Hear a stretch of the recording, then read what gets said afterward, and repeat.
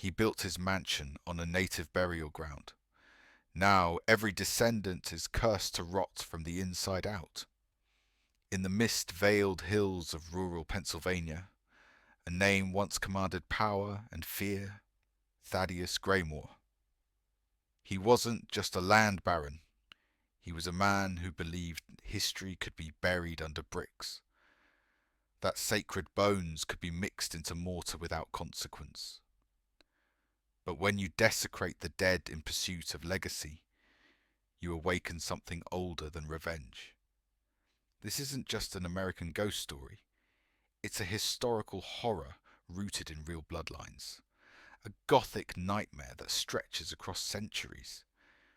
What happened at Graymore Estate wasn't forgotten. It was sealed.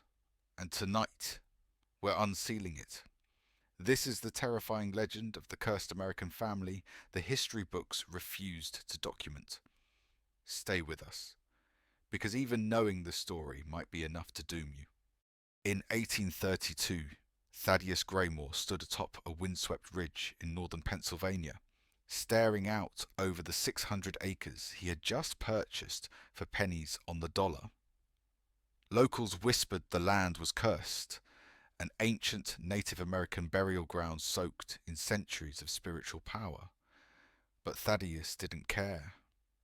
He saw opportunity, not omen. He was a man obsessed with legacy, with carving his name into the soil of history, even if that soil was thick with the bones of the forgotten. Construction began immediately, within weeks. Workers unearthed ceremonial drums, shattered urns, and skulls painted in ochre. Some begged to stop, others left in silence.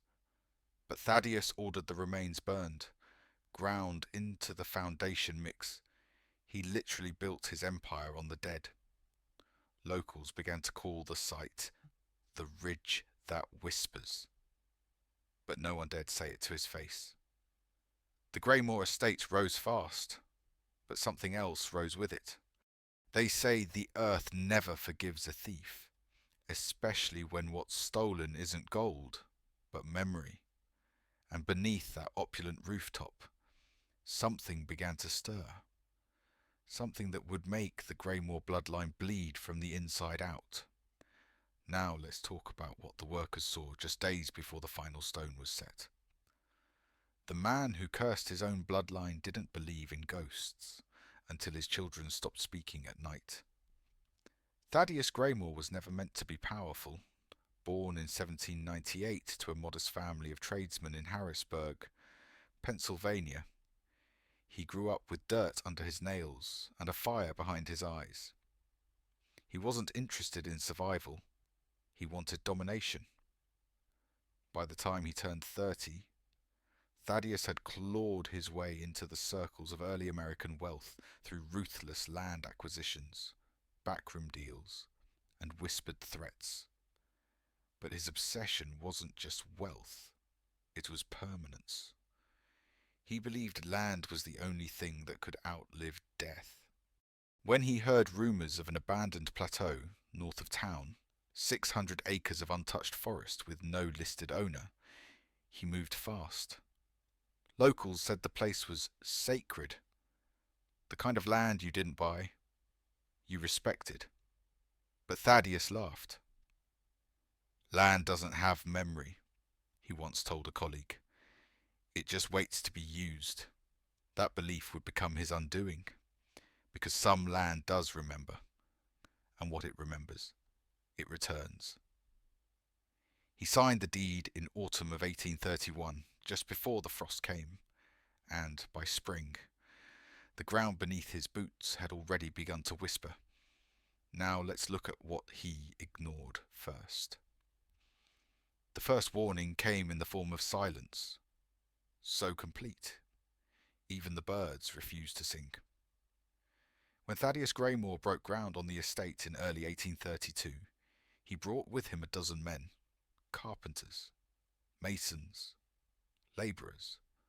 All promised good wages and a stake in what he claimed would become the crown jewel of the northern frontier. The location was remote, nestled between two forested ridges where morning mist clung like skin. But the deeper they dug, the stranger things became. Tools vanished. Horses refused to cross the southern slope. Campfires wouldn't stay lit past midnight. Several men reported hearing soft drumming beneath their boots, like something ancient still pulsing inside the dirt. Thaddius, ever the skeptic, dismissed it all as frontier superstition. He even ordered one of the men flogged for spreading hysteria, but no punishment could silence the land. One morning, the workers found a ring of deer bones arranged perfectly around the construction site, their skulls facing inward, eyes gouged clean. No animal would have done that. No man admitted to it. Still, Thaddius pressed on. He believed that fear was for the weak, but what he failed to understand was that some places feed on arrogance, and this place had been starving for generations. Let's talk about what the townsfolk saw from across the valley. They said the smoke from Greymoor's chimney didn't rise. It curled downward, like the house was exhaling something it shouldn't. As the mansion took form, brick by brick, beam by creaking beam, the nearby townsfolk grew restless. From the opposite ridge, they watched through spyglasses and bare eyes as the massive estate climbed above the treetops like a monument to defiance. But what unsettled them wasn't the size. It was the atmosphere. Fog clung unnaturally thick around the Greymoor grounds, even on dry days. Light seemed to bend oddly near the windows, as if refusing to enter. Children who wandered too close came back mute for hours. One boy claimed he saw a woman made of smoke standing on the second-floor balcony, watching him without eyes. Another girl returned with a nosebleed and couldn't remember her name for a full day. The town minister urged Thaddius to bless the foundation, to acknowledge the burial rites of those displaced. Thaddius refused. He even joked that ghosts would make loyal tenants. At least they don't complain. But what he didn't know was that this house wasn't empty. It had never been. And when night fell, the winds that swept down Greymoor Ridge didn't sound like weather. They sounded like chanting. And the deeper we go into this story, the clearer it becomes. This wasn't just a home. It was a trap set by the dead. Let's now move to the day the first guest went missing. The first scream wasn't human. It was too low, too wet, like the earth itself was choking. By the summer of 1833, the Greymoor estate was complete. 3 stories of carved mahogany staircases, imported chandeliers, and a library filled with books older than the country itself. But the grandeur couldn't hide the rot. The servants began whispering of cold spots that moved through the halls, of locked doors found open, and of mirrors that showed people who weren't there. Most disturbing were the children. Thaddius's son, Nathaniel, stopped speaking entirely. His daughter Lydia began drawing symbols no one recognized, spirals made of eyes, staircases leading underground, figures without faces. Thaddius dismissed it all, blaming hysteria and bad lighting. But even he couldn't explain why Eleanor, his wife, began sleepwalking, always toward the cellar, always barefoot, always whispering names they had never taught her. Something had taken root. The foundation of the Greymoor legacy was not just cracked. It was alive. And what it wanted was waking up. Now we'll look at the first documented incident, the one they buried in the church records.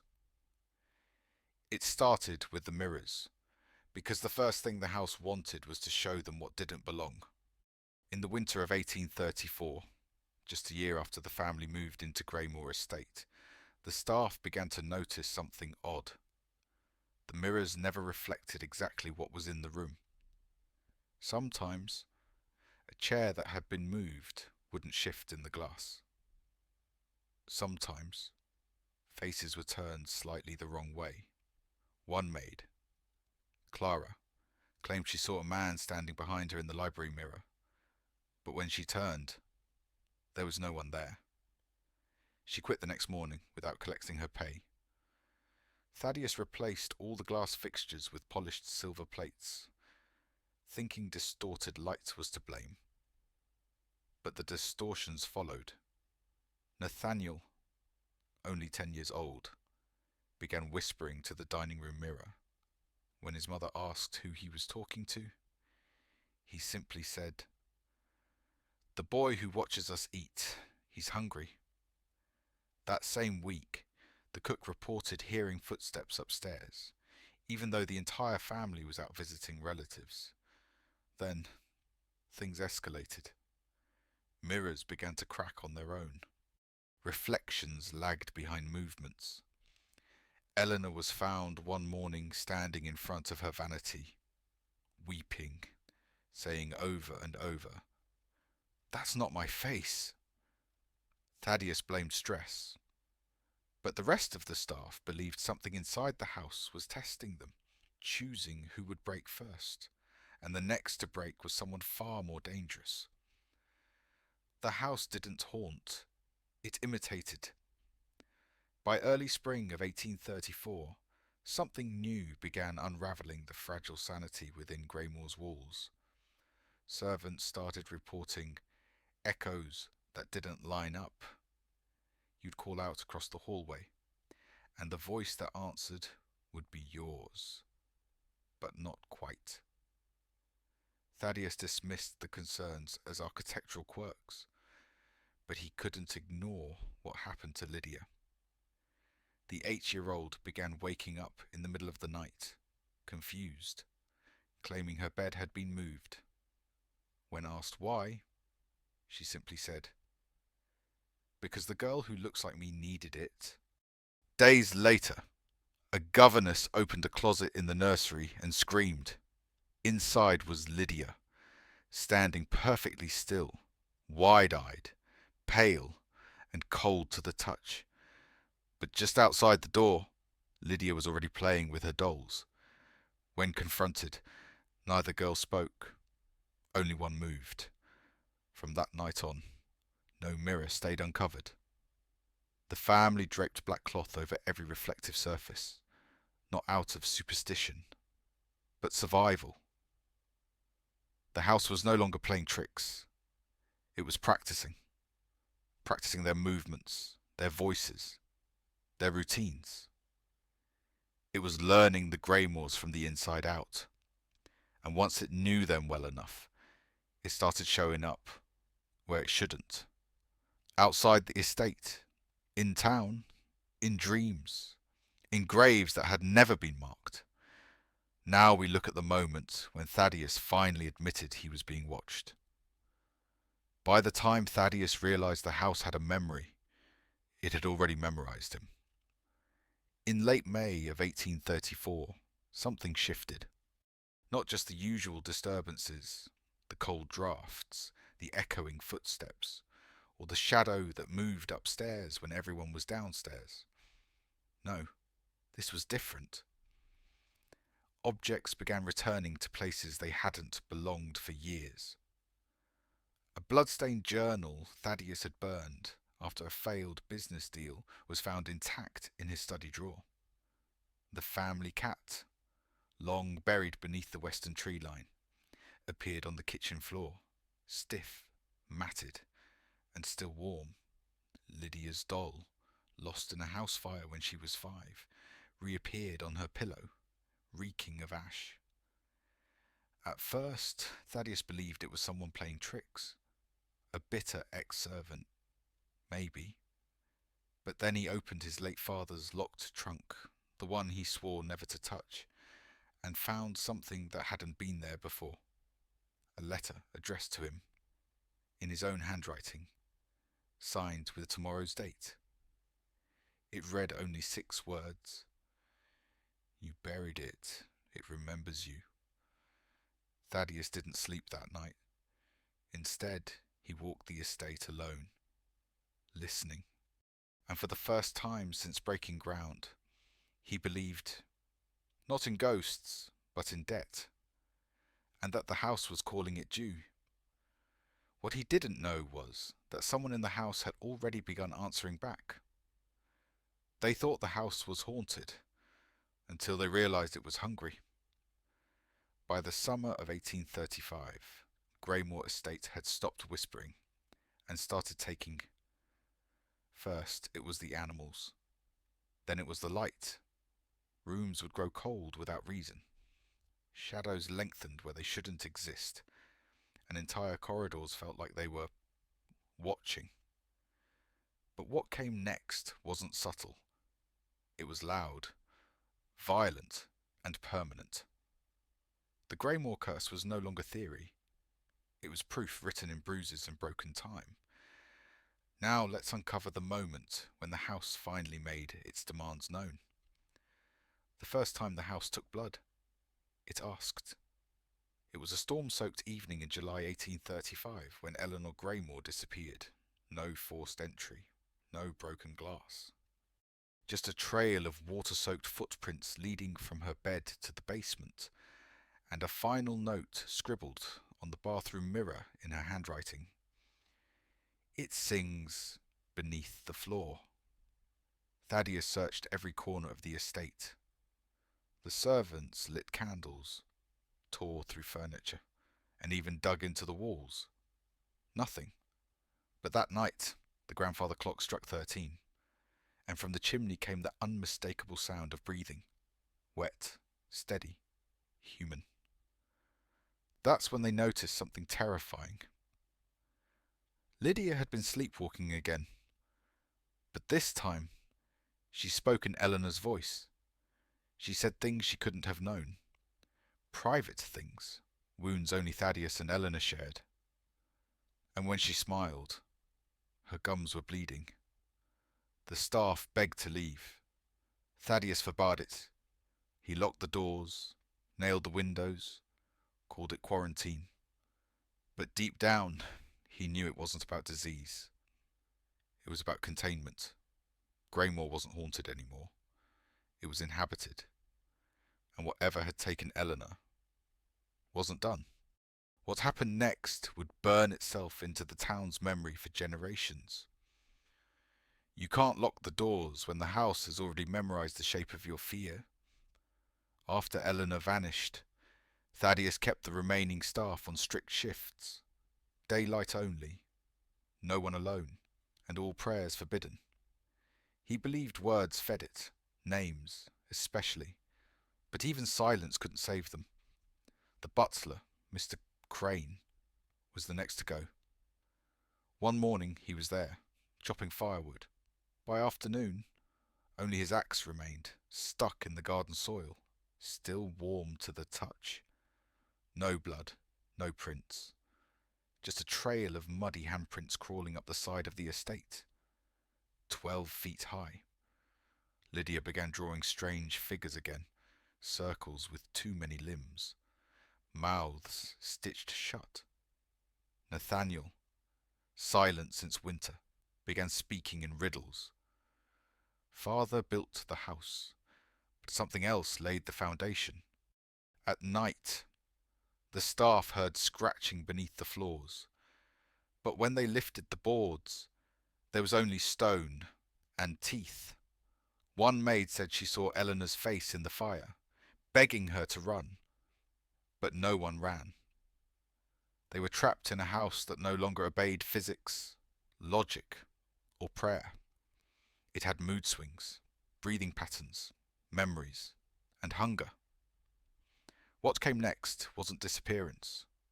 It was transformation. Let's look at who the house changed first. Greymore didn't just consume bodies, it rewrote identities. The transformation began with Lydia. One evening, she stood at the top of the grand staircase, reciting passages from books she had never read, books no longer in the library. Her eyes were wrong, unfocused, glassy, but locked on Thaddius like she recognized something ancient inside him. That night, she carved symbols into the nursery wall using her fingernails. Not random etchings, the same spiral glyphs found on the original Lenape burial stones unearthed during the estate's construction. Nathaniel followed next. He no longer responded to his name. Instead, he answered only to a word no one could translate, a guttural sound, almost chanted.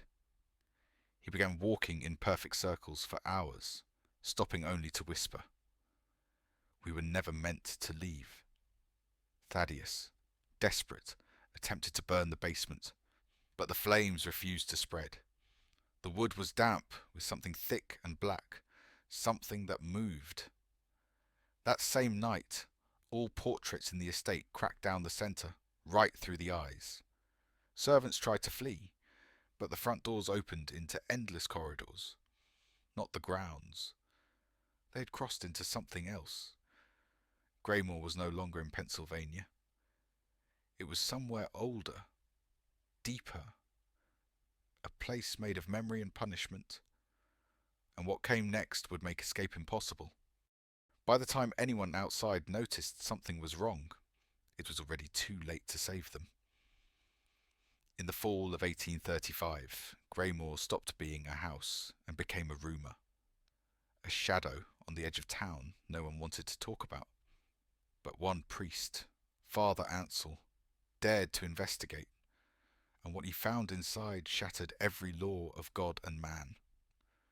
Now we uncover what the church tried to bury. Father Ansel didn't believe in haunted houses until Greymore answered his prayers out loud. The priest arrived with holy water, scripture, and skepticism. What he left with was a fractured mind and an unsent letter warning the Vatican to never send anyone else. Inside Greymore, time bent. Clocks ticked backward. Latin hymns echoed from empty rooms. The chapel, long sealed, had lit candles burning in perfect rows, none melted, none extinguished. In the attic, he found a diary written in his own handwriting, chronicling events he had never lived. Pages described conversations with Thaddius, Lydia's possession, and a final entry that read, "I tried to bless it. It blessed me back." In the nursery, he confronted Lydia, but it wasn't her voice that spoke. It was hundreds, overlapping, foreign, ancient. They said his full name, including the one he had never told a soul, his baptismal name. Ansel collapsed, weeping, not from fear, but recognition. This place remembers God, and it remembers being abandoned. Whatever inhabited Greymore wasn't a ghost. It was a relic of punishment, older than the church, deeper than sin, and it was about to be worshipped again. You don't go mad in Greymore. You remember too much. After Father Ansel fled, the town sheriff sent 2 men to retrieve Thaddius by force. They never made it out. Days later, their horses returned alone, eyes gouged, reins braided with human hair. Inside the estate, Thaddius had stopped speaking entirely. He communicated only through symbols, drawn in salt across the marble floor. Lydia no longer ate. She sat for hours staring into mirrors, whispering names no one recognized, until someone realized they were the names of past owners, dating back before the land was even deeded. The truth shattered any notion of haunting. Greymore hadn't been built on cursed ground. It was the curse. A structure designed to reflect guilt, mirror memory, and rot reality itself. Every wall was a confession, every door a temptation, and every portrait a contract. When town officials tried to raise the estate, their torches refused to ignite. The wood exhaled mist, and in that mist, voices wept, not in pain, but relief. Something beneath the house had been waiting to be found. and now it was finally being heard. Greymore didn't haunt, it harvested. After the failed attempt to destroy the estate, the land itself began changing. Trees near the house stopped blooming. Birds avoided the sky above it. Compasses spun in circles. Timepieces cracked. Children born near the property line screamed through the night without cause. What the town once believed was madness now felt like a broadcast, a low-frequency signal of suffering leaking from the soil. An old map-maker, curious about the estate's layout, tried to redraw the blueprints from memory, but each version came back different. Rooms shifted. Hallways led to places that didn't exist. In one version, there was a stairwell that descended past the paper's edge, marked only beneath. When confronted, Thaddius finally spoke. The house isn't evil, it's obedient.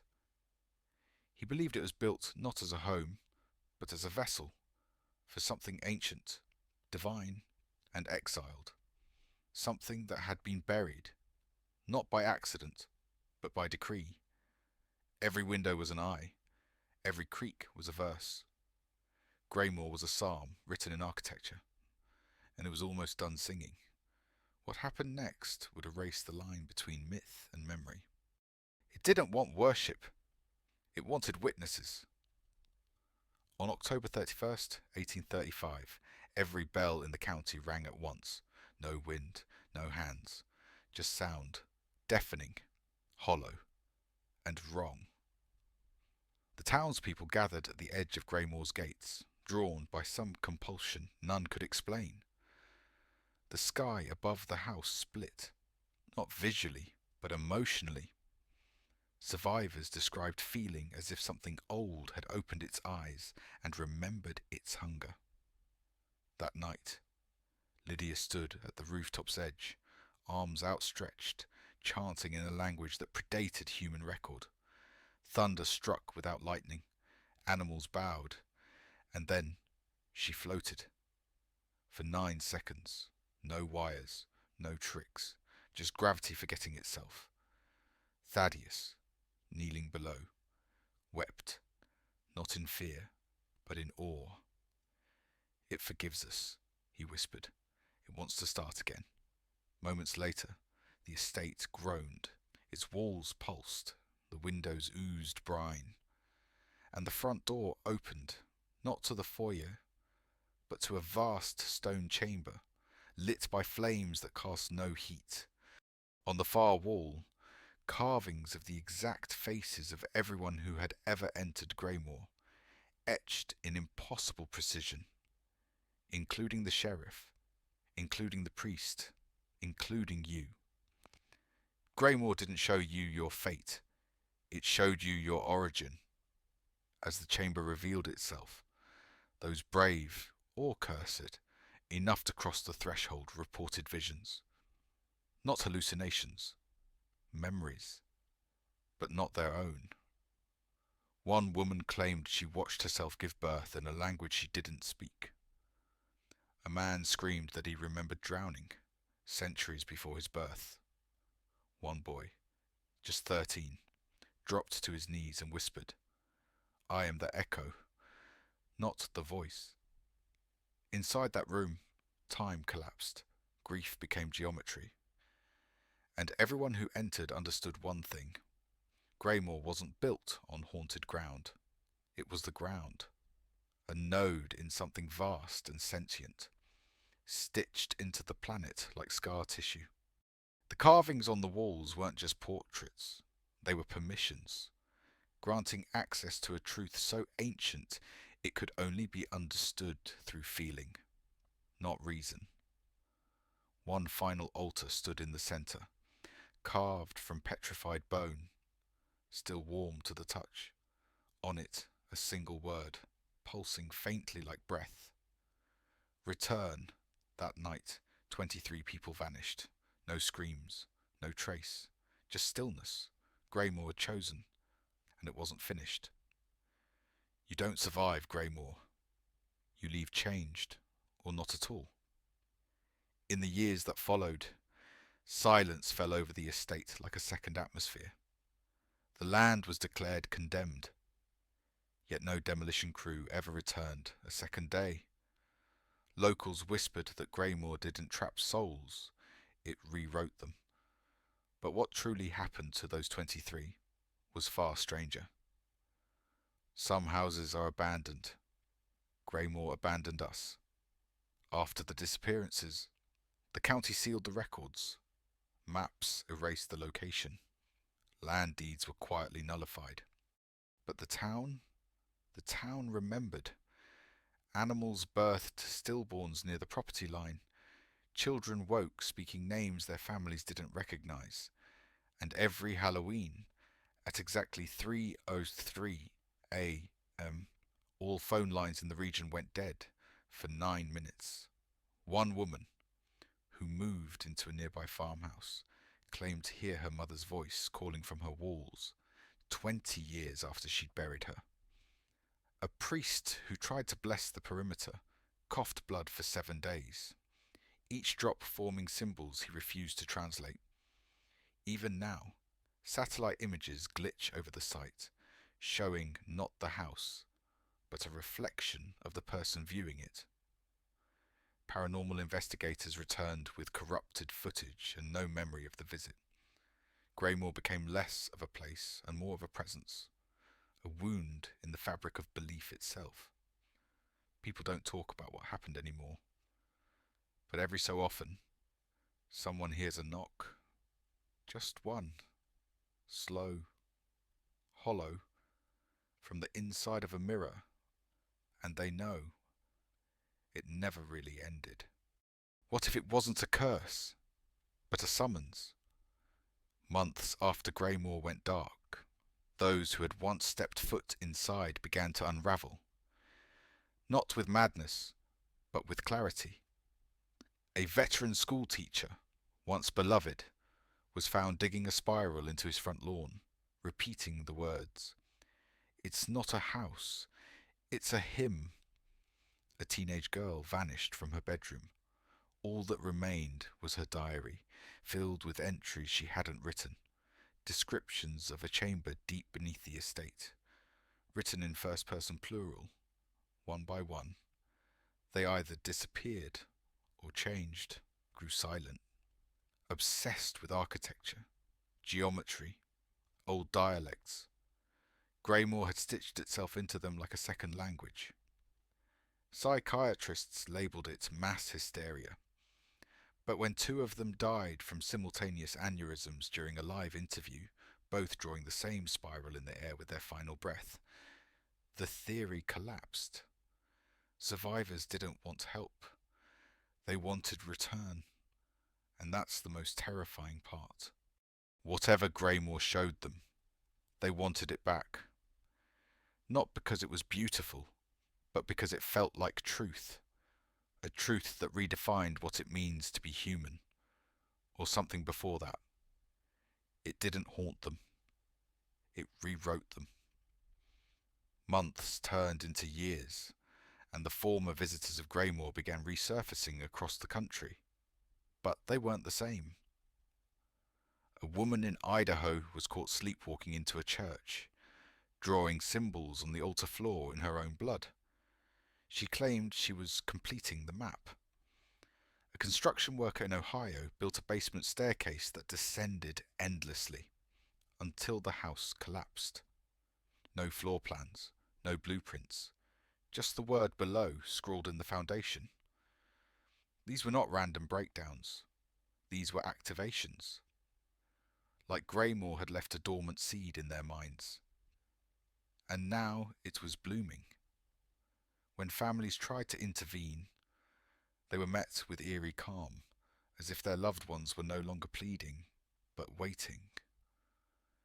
"You'll see," one whispered. "You just have to let go."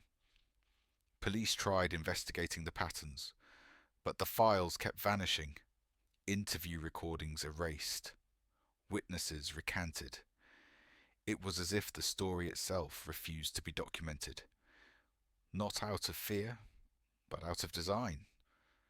Because once you start seeing it, you can't stop, and it sees you back. The house never needed to follow you home. It just needed to be remembered. In the years since the Greymore incident, bizarre synchronicities have been reported in completely unrelated cities. A public library in Kansas found a sealed book with no title, filled with floor plans that shifted daily. A subway station in Chicago was shut down after passengers claimed the walls began breathing.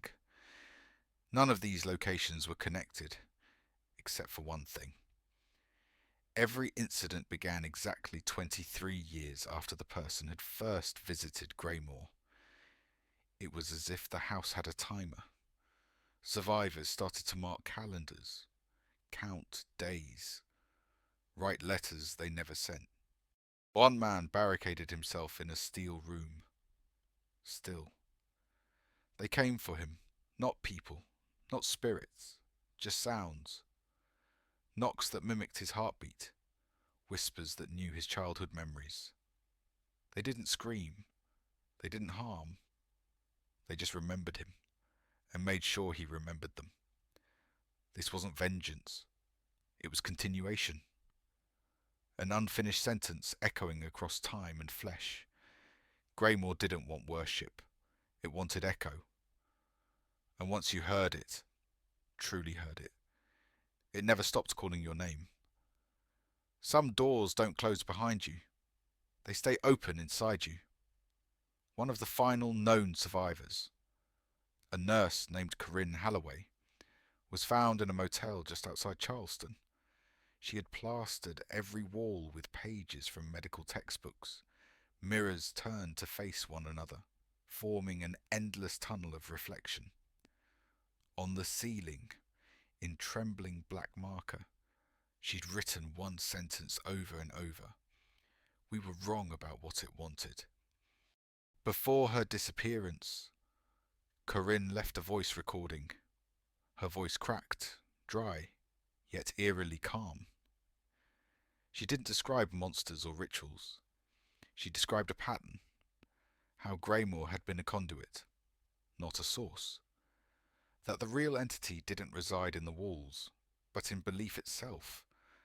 That whatever answered inside Greymore needed faith to live. And every time someone watches, questions, or tells the story, they feed it. Corinne ended her message with a whisper. It's not the place that haunts you. It's the remembering. That's the true legacy of Greymore. Not the screams, not the missing. It's the echo inside us that grows louder the more we deny we heard it. And now that you've heard it too, it won't stop. The most terrifying stories aren't the ones we survive. They're the ones we carry. If Greymore teaches us anything, it's that horror doesn't end when the screaming stops.